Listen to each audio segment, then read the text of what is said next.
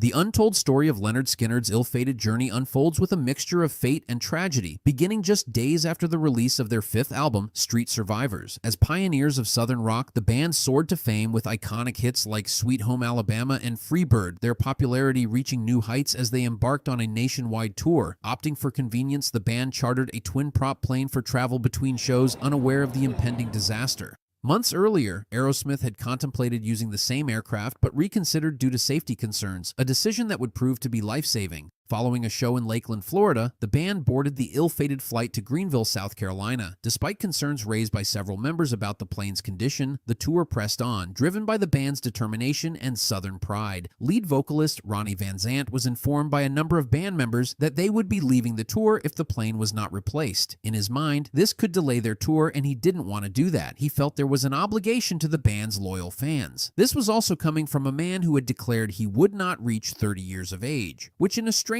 way was almost foreshadowing of what was to come. He was heard stating, "If your time is up, your time is up," when he boarded the plane. Tragedy struck mid-flight when the right engine erupted in flames, triggering panic among the passengers. As the situation worsened, drummer Artemis Pyle, a trained pilot, and others on board realized the severity of the situation. With fuel running out and no viable landing strip in sight, the pilots made a fatal error that sealed the fate of the aircraft. In a harrowing descent, the plane crashed into dense woodland, leaving behind a scene of devastation. Miraculously, some survived the impact, including Pyle and roadie Mark Frank, who embarked on a desperate journey for help. Later on, keyboardist Billy Powell would be quoted saying, "We hit the trees at approximately 90 miles an hour. It felt like being hit with baseball bats in a steel garbage can with the lid on." In looking for help, the members of the band stumbled upon a dairy farmer, Johnny Moat, whose quick action summoned local firefighters to the crash site. Amidst the chaos, townsfolk rallied to aid the survivors, but the toll was heavy, with lives lost and futures shattered. The aftermath of the crash marked the beginning of a series of tragedies for Lynyrd Skynyrd, claiming the lives of key members over the years. Despite their losses, the band's legacy endures, immortalized through their timeless music and indelible mark on rock history. Though the original lineup is gone, their spirit lives on. What's your favorite Lynyrd Skynyrd song?